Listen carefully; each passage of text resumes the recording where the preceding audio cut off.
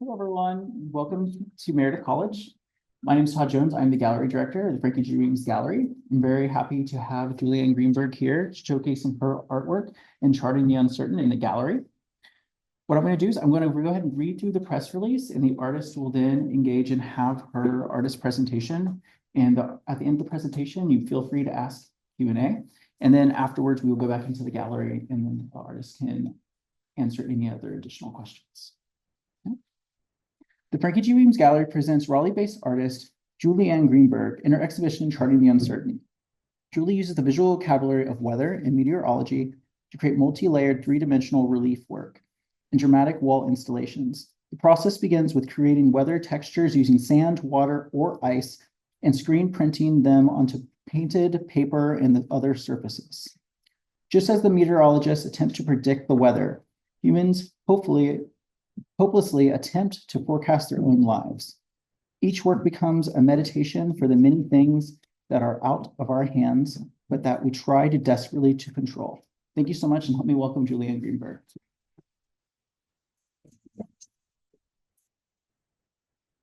Thank you so much, Todd, and thank you so much. It is an honor to show my work here, and it's such a beautiful gallery, and I'm just so grateful for you all having me, so thank you so much. Yeah, so I'm really excited to show this work. I've been working on this, I don't think I should call it a series anymore, but this body of work for a really long time, probably almost a decade. The work that's in there spans about 7 years, like not everything, obviously, but just collections of things over the last 7 years. And it's really the first time, like post-COVID, that I've been able to see all of it talking to each other. And I'm just really grateful for that. So a little bit about me. I have always been connected to water, both where I've lived and both with my artwork. It's just always something that has kind of permeated into what I do. I am from New Jersey, about 20, 30 minutes from the beach. So the ocean was always a really big part of my life. It was somewhere where I could decide to go that day and just, yeah, be close to the water. I went to the Tyler School of Art at Temple University before it moved to the really beautiful downtown campus, but this is a shot maybe from the 70s. And I included it here because when I visit here, sometimes I think of Tyler when I visit here with some of the houses and buildings and just, I don't know, it felt very welcoming to come visit Meredith. It had a very similar feel. I majored in sculpture because I couldn't pick a major. And I found myself often sculpting with ice, dirt, sand, various natural materials, trying to communicate some of the very powerful phenomena that are in our lives. Then I went and I taught in Greenville, Mississippi for 2 years. I taught students. And I will forever be touched by that landscape that I lived close to. I lived very close to the Mississippi River. I would see it frequently. When I visited friends in Arkansas, I would drive over it, and I will never forget the gravity of driving over that bridge and feeling like I was tempting fate, like I shouldn't be able to go over that river. It was just too powerful for a human to cross it. And I always kind of took that and the beautiful sunsets of the Mississippi River with me.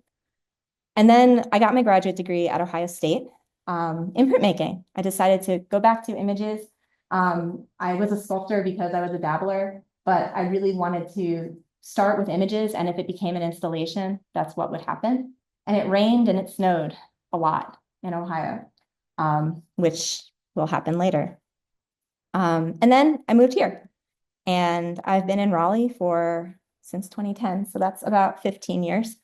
And I feel really anchored again. I know that we're not 20 minutes from the beach, but it's nice to be closer to a coastline. I was missing that for a really long time.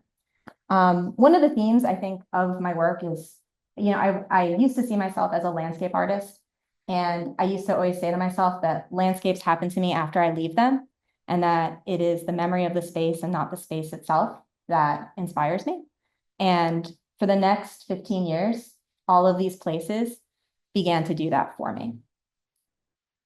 So chapter 2, dirt. This goes back to graduate school, and it's just so interesting to me how meaningful the work was for me that I did in graduate school. But this is a map of the Mississippi River and how it just has no regards for land. It decides it's alive, it has a life of its own. It decides where its boundaries are, and it crosses over, and it doesn't, it does its thing. And regardless of where we build our houses, regardless of where we want the edge of the river to be, it's nature and it kind of has its own forces. And I just remember seeing that map and being really inspired by it and thinking about the river. I had a bunch of photographs that I took by the Mississippi River after a flood once. I remember walking there with my dad when he was visiting me, and I was just photographing the dirt and the debris, a skeleton of a fish that realized too late that the water was disappearing, some of the trash and various things that ended up on the side of the river. And I can really trace everything that happens in there and my whole process back to this moment in my graduate studio where I wanted to kind of draw this skeleton that had experienced this phenomenon and drawing the cracks. I was in there for printmaking and I was trying to draw little cracks from a photo and put it on my screen. And it just wasn't working. It wasn't real enough for me. There was something about it. I had too much control over the lines that I was drawing. And so I made a mudslide. I went back to the sculptural things that I did in undergrad, and I mixed dirt with glue, put it on some glass, photo exposed it onto a silk screen. I inverted it first. That's actually the texture that I made. And I inverted it, and I would draw with the graphite, and then I was printing transparently over what I drew. And I started discovering that when I drew over the printing, that the graphite would attach to what I printed in a different way than the surface that I was drawing in. And so I would draw, and then I would print some of the cracks over the fish, kind of like a passing of the water. And then I would draw and complete my drawing. And I would draw until I couldn't draw anymore, and the cracks sort of took over. And for me, like that passing of phenomena over an object, it was my way of putting something uncertain into my work. This continued into exploring puddles. I got really interested in just taking the imagery out of it. I started realizing I was more interested in the textures and what they were doing and in that unpredictability than what it was doing. And I felt like I was in some sort of a simulation, sort of recreating these phenomena, these puddles, these things I saw, trying, even though I knew I would fail, to get really close to what a puddle would be. So I was finding like really glossy spray paint to make it reflective like water. I was printing in matte transparent base and rubbing it with graphite, trying to really achieve a puddle, even though it had this like synthetic feeling to it. And I kept taking that to other explorations with other pigments, taking those textures and sort of exploring them. And all different ways of adding layers, which brings us to here. I started playing around with raindrops when I moved here. I was closer to the beach. I was just observing what was happening with the beach and the sand and the water, and the rain. It rained, and I was thinking about a lot of the rain and floods. So I started creating raindrops, and here I am, and there's a little video of me sprinkling sand over glass. Oh, there is sound, but the sound doesn't matter. And in my own way of kind of recreating phenomena as a human, I would take colander with water and sprinkled water over the surface to create raindrops. And this would be kind of the result of what I had. And then I would take it into my studio and I would photo expose it in my little light bulb situation studio and translate raindrops to my screens. Again, it was really important to me that I didn't draw the raindrops, that I collected it from nature, that it was something that happened by chance. And in turn, printmaking does that for me too. I feel like that moment, that magical moment of a print where you don't know what you have when you take it off the press. That's always what drew me to printmaking, and it's what drew me to this process. And then this is what a screen looks like after. All those really dark green areas are places that block out the ink. The clearer areas are the places where the ink goes through. And that's what is printed on all the stuff in there for the most part. I started with puddles, but it just, this wasn't, it was exciting, but they weren't really ever supposed to be puddles. And I had some sketches of hurricanes in my sketchbook. I had just been looking at the weather for a really long time. And one day it just kind of clicked that the hurricanes come from all this rain.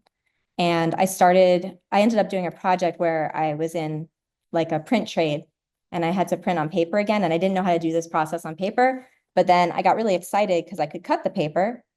And some of those meteorology sketches ended up in my work. And this is my first hurricane that I made in 2016. There was something really meticulous about it for my type A personality. There was something that helped me with my practice. The fact that it was like it's this alphabet and they already know what all the names are going to be. And you can look them up. And the next one that's named, like it's Anna, Bill, Claudette, Danny, Erica, it's just going to go through that list. And there was something very certain about it. I mean, obviously, we're dealing with storms and we're dealing with the environment. And these are things that shape our lives and create really devastating effects for people a lot of the time. And for me, I started becoming really interested in how we deal with that. Like, how do we as humans deal with these storms that sort of come into our lives that really threaten our existence in a way? So I storm chased for an entire year and I developed my practice and I went through as many storms as I could.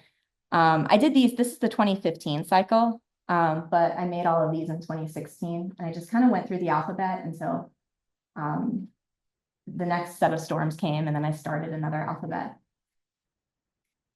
And I began thinking about it more. Like after sitting with the work for a while, I really thought about it. And I was kind of immersed in this narrative. I was thinking, how do we experience and process the uncertain, right? Like this storm breaks and they're talking about it and we're trying to predict it. We give it a name. It has a personality. When a storm is really predicted to be powerful, the language that the meteorologists use is very different than the storms that kind of putter out in the Atlantic. Sometimes the news is bullying the storm and sometimes the storm is bullying us.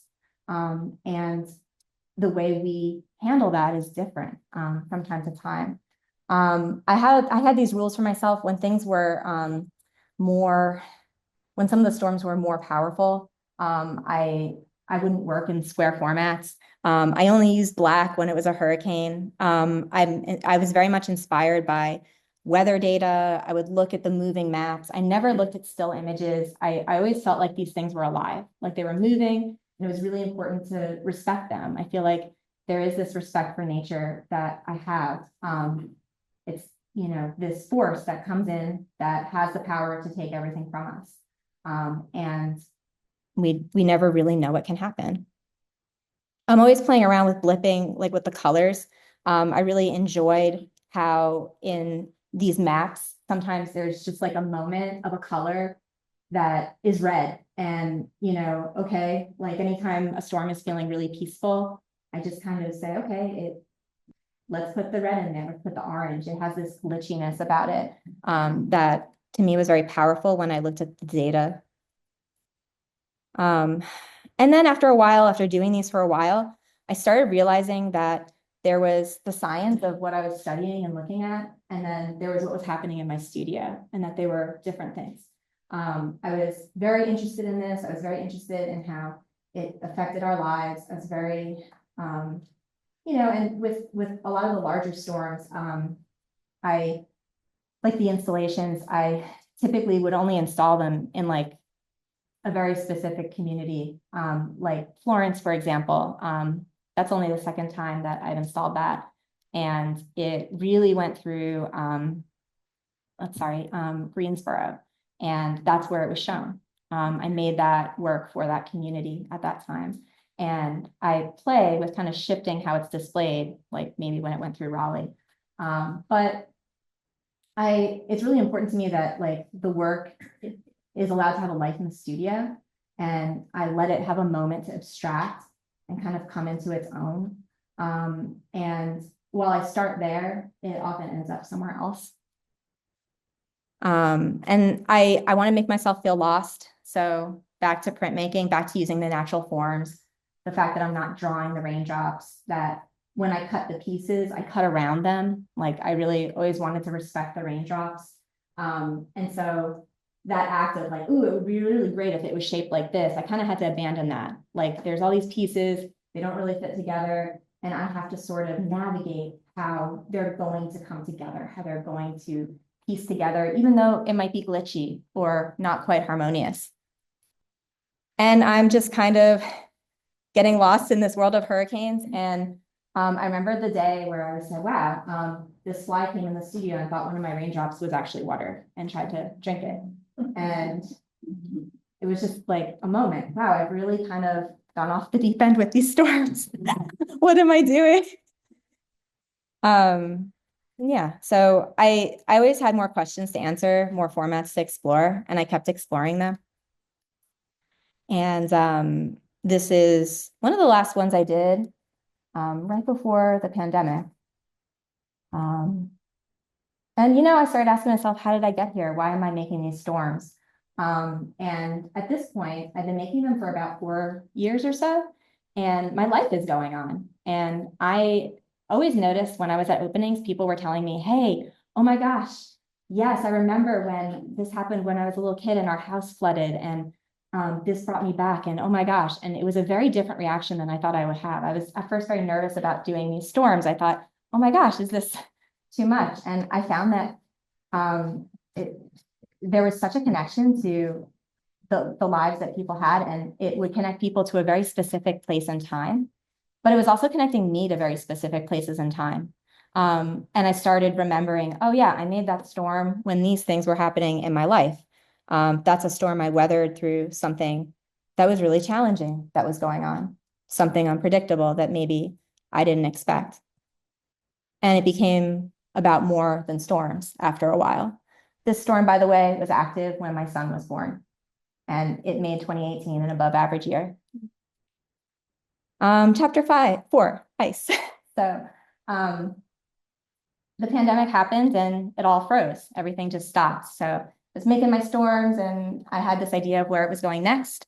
And then I had all these things I wanted to experiment with. I was starting to feel like the crazy hurricane lady. And I was thinking, there's all these things I want to do, but then I would have a show or something and I would do hurricanes, and I still wanted to do them. I wasn't done, but I had these ice patterns for a while. But during the pandemic, you'll see 2020, it really hit me. Wow, I started looking at it for the storms in 2015, and here we are in 2020. And what happens in 2021? We go back to Anna again, and it repeats. And I knew that was coming. And then I started to think, whoa, I've been doing this a really long time. Oh my gosh, why am I doing this for such a long time? And so during the pandemic, I did a lot of experimentation. This is some frost I photographed on my car, and I took it into Photoshop and I just played around with it and synthetically made my own snowflake. And I played around with various winter storms that were happening during I think the storms in Texas that were happening that were very unexpected. And there's the whole controversy of the Weather Channel giving names to the winter storms, but the other entities don't want to do that for various reasons. And so that was very interesting. I didn't know how I would title these, but this one was Uri. And I would screen print over the resin and kind of get the freezing. And I was really interested. I said, oh, wow, there's still rain. There's still freezing. And there's still that idea of melting and snow. And then there came this storm. That's my daughter's name, by the way. And then I worked on this big commission for Duke. This was a project. I walked through that space in 2020, and I think it was like March 6th, 2020. I was so excited. And I actually had a different storm. I think it was Dorian that was going to end up in that space. And then, of course, we know what happened. And then the day I left the hospital when my daughter was born, I got the call and they said, hey, the project is back on. And so I worked on it, and then it became Isaias. And this is the biggest storm I've ever made. And yeah, it took a really long time. Here it is in my studio. Not all of it, I couldn't hang it up on all the walls, but these larger ones, I often get asked, these are a lot of different segments. I think there's 14 different pieces that all get interlocked to make it look like it's one piece. Early on, I sort of realized they could be like tapestries and I could layer them. And I could stack them, bring them somewhere and hang them up. And so that was sort of how I was able to start working larger with all this paper. And it was a lot of fun to make. And it was just so wild how it changed from being inside this studio to this larger space. And then I worked similarly. I made Ian last year. Ian was another storm and it went through South Carolina. I made this one specifically for Art Fields, which was in South Carolina, and also went through North Carolina, but it was an opportunity to kind of make it bigger again, and sort of work with some of these larger formats. Here, this just kind of shows you how I piece them together. I always get asked how it's built. So it's just a little piece by piece, how it gets assembled. All the little pieces. And here we are now. So recently, I think one thing that's been really interesting is recently I've had inquiries from places like hospital centers that are by the water that have been interested in work. And as we kind of work on it and I talk to them, there's this realization, oh, you're making hurricanes and a hurricane in a healthcare center. Right. And we're usually, several phone calls in at that point. And I've learned to sort of navigate that since. And I've sort of, this newer body of work has emerged because water does all kinds of things. It is a push and a pull. Sometimes when the hurricane comes, there's places that really need that water. And there's times when there's drought, and there's times that we celebrate water that we've waited for a really long time.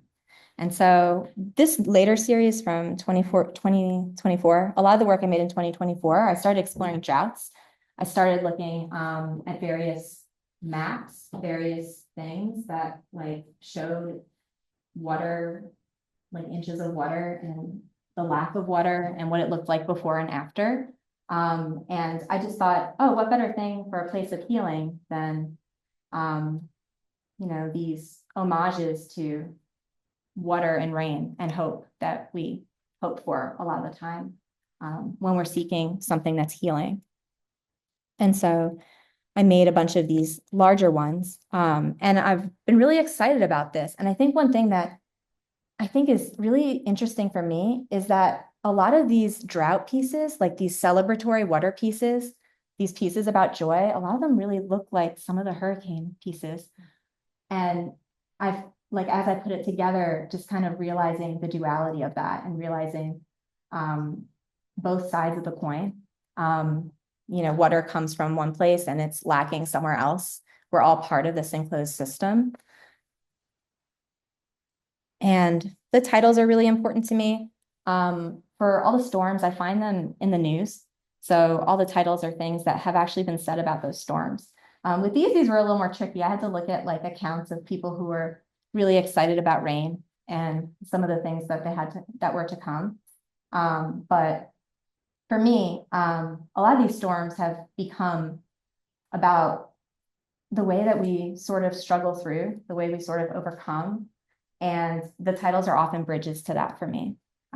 They're ways that we can connect emotionally to these forces.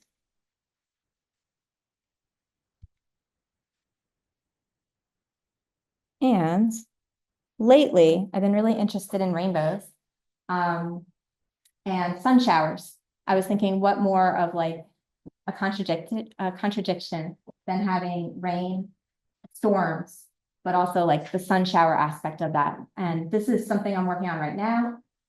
The two pieces in there I made in January. They're the most recent and the ones with the little rainbows in them. But I'm really interested in that idea of how you could be going through a really stormy time and holding on to hope. This is a lot of times. So when I paint the paper, I've sort of buried some of the rainbows underneath gouache. And I sprinkle the water because, of course, I have to not have control over it, and then paint over the surface and move it away and reveal some of the rainbows. I really enjoy that glitchiness and how I don't always know where some of the red or blue or green will come from. And then I spray it, and then I screen print raindrops, the same textures over them again. So I'm always dealing with those raindrops, always dealing with pattern that I don't expect. I really find that I'm led by nature and this phenomena that I can't control. And then I have all these little pieces. My studio is filled with all these pieces everywhere. Someone asked me if I file them or what my organizational system is, and I felt very vulnerable. I thought, oh no, I don't. Maybe I need one of those. I have these bins, and then after a project, all of the colors are mixed together. I'll work on it. And I'm here now with my sun showers. And I'm excited to see what happens next. And just for fun, I'm like, did you see it? Did you see the rainbow? Like kind of like how after there's like a rainbow, I often find that I often feel cheated, like when people see a rainbow and they post it online. I said, oh my gosh, I was in Raleigh too, and I live here and I didn't see that rainbow, and I feel very sad. So did you see it? So just to kind of, the hurricane cycle repeated, and I'm still at it, and I'll probably still make them, but I'm still doing other things. But on the left is Nicole, who's in the show. And this is also Nicole, more recently. So those storms are siblings 6 years apart, or twins, I don't know. And there's another repeat. I just thought it's so wild. I can't believe they've repeated that these are two Ians. That's one Ian on the left, and this is the most recent Ian. But they're not the same. I mean, they're different storms from a time and place, but we've already assigned the names. We already have we've made them human. We've prepared the list. We've prepared the storms. We're expecting them to happen, and they're a little bit campy. They have personalities, and we name them. And it's so interesting to me. So I do think I am that crazy hurricane lady, but I also think that I'm mostly interested in how we deal with nature and how we respond to nature and how that reflects on the way we deal with the unexpected in our everyday lives. So, questions? Mm-hmm. Yes, hi. I have a question that I was directed to ask from one of my students who could not be here. Okay. But she wants to know if you are working on one for him. Okay, that's a great question. No. I feel like, and I do feel like I feel like those storms belong to those communities. And I feel like when I've sort of dealt with that with some of these storms. Like I haven't made some of these because I feel like they belong in those communities, and I don't want to make them unless the community wants me to make that storm. I have a show outside of Charlotte in the spring, and I don't really know if I want to do Helene right now. It's really interesting because I have, people in the past when they're interested in a commission or something, they say, hey, have you done Fran? I remember we had the worst time during Fran, but are you going to make Fran? But it's, 15, many years later. But I do feel like there needs to be a certain pull for some of these larger, more destructive storms. I just, I think there's something really sacred about that and important for me to respect. And so anytime I've done a really big one, I've really tried to be receptive to the community and where I'm putting it. And typically like the one that's at Duke, Isaias went over Duke, but we talked about it, like how destructive was it? I always look at, the statistics about that storm. So I definitely feel like when I have a show in a specific space and I'm making a storm for that space, it really belongs to that community, and it's important to consider. But yeah, good question. Yeah. Yes. So I also really enjoy painting nature and drawing nature in general.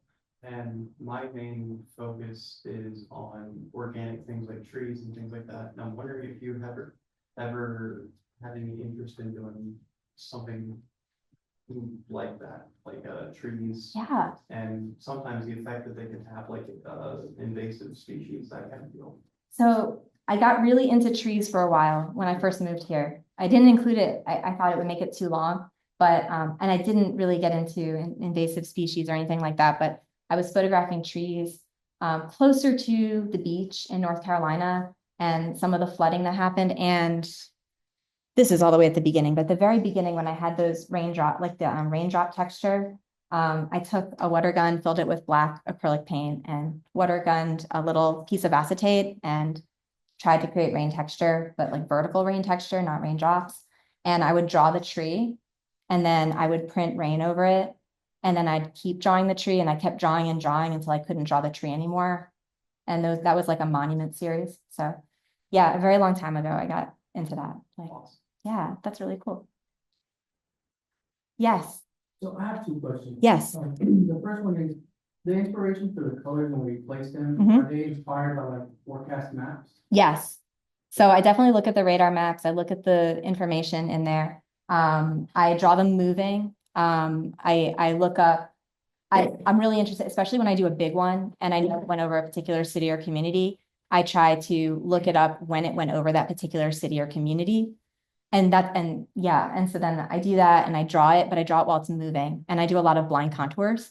And like I know that I'm not going to capture it perfectly. I feel like I'm always acknowledging I'm not going to get it perfectly, but I definitely am ruled by the colors that happen. That's sort of the information that I start with, but then it takes on its own life in the studio. My second question is, Yeah. so I love how you shared how like certain aspects have spoken to you and like, you know, you've adopted from like the sand, the water, and like certain weather aspects. Is there any hint as to what other weather phenomena are speaking to you that you might transition to in the future? So I don't know. I feel like I'm trying. I kind of have derechos in the back of my mind because they're land hurricanes. I'm really interested in doing more winter storms. I'm really interested in this like drought series and the rainbows. I'm not sure what's next. I kind of want to figure out what's happening with these happy rainstorms right now, which is so, yeah, I don't know. But I think I'm just gonna kind of see what happens next. So hopefully we'll see another show in the future, right? Hopefully, yeah, we'll see. I don't know. Yeah. Yes. Have you ever used any other materials for building than paper? Yeah. So in the very beginning, I would print on like masonite. And sometimes I print on like MDF. So like MDF board and I'll spray paint over it and then I'll print on those. I think what I like about the paper is that I can cut around what I've printed. So it's a conversation, right? Like I print and then it gives me a texture and that tells me where to cut. Anytime, so when I'm printing on like a panel or something else, I end up with a little too much control. And then it's like, okay, now I should print over here. But there's something about constantly remixing it and putting myself off balance that's important. And I've stuck with the paper, but I'm playing around with plexiglass right now. So Ian has some plexiglass in it and playing around with some resin. I might go back to working on MDF. I really have these visions of like maybe snowflakes or little tiny things, but I don't know what they look like yet. I don't know why they're in my head, but hopefully I find out soon. Yeah. Since you brought it up, Okay. I would have been curious about the addition of plexiglass. I was wondering if you could comment. Yeah, where that came from? Yeah. So when I was doing the installation at Duke, we were talking like the idea of a paper installation that's permanent. Oh my gosh. We all knew what we were dealing with.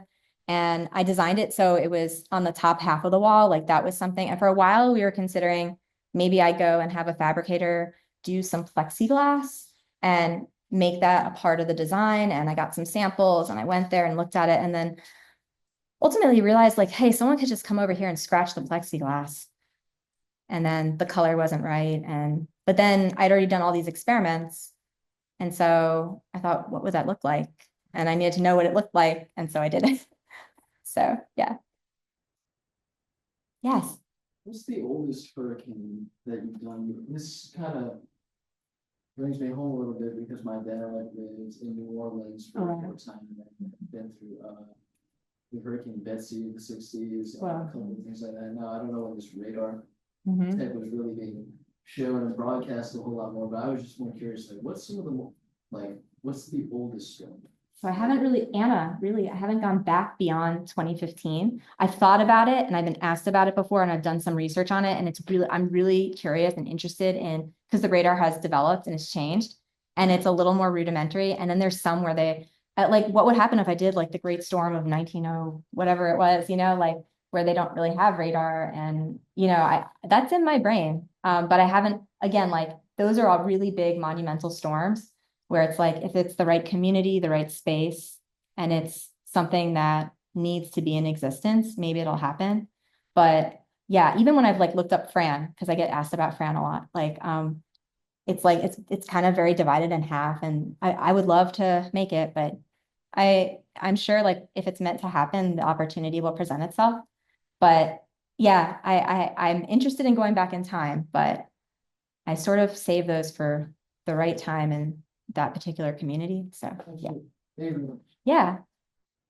Yes. I'd like to share, I think it's really beautiful that you're mindful of how you mentioned that, like doing the storm based on this, because I can think, like for Katrina, for example. Yeah. When I was at school, like there was a lot of destruction that came from it. Some people maybe don't want to be reminded of it. Mhm. So I think it's just a note that it's very beautiful that you're mindful that, like if it's meant to be, it's be, but if not, it's like, Yeah. Being mindful of like people's different perspectives and how they feel towards the storm. Well, thanks. I just think just the same way you have to treat nature with respect, I really want to treat people's feelings with respect.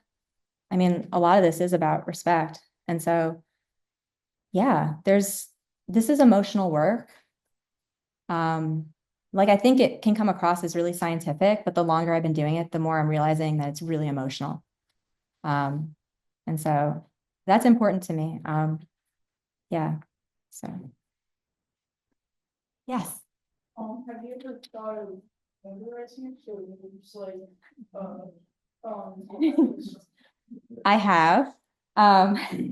So I have this, this is so specific, but I have this contraption. I used to be a figure skater, and there's this contraption that you can practice spinning on that spins things. And I took some of my winter storms and put it on that contraption. And I was like, oh, wow, it's spinning. That's really interesting. But I don't know how to make that happen. There's a bunch of things I want to do, and I don't know how to make them happen yet. And but yeah, I think it would be really interesting. I also really enjoy that. I really like the idea of the fact that they are still and you have to imagine them moving. Like I've sort of in my like humanness, all I can do is kind of grab a piece of that storm. I can't really get the whole thing. Like it's just, ooh, this is kind of all the snapshot I remember or all I'm able to get. But yeah, I'm interested in the idea of animating them. I think it would be neat. I think it's really interesting to play around with like video. But again, hasn't happened yet, but it's a great idea. Yeah.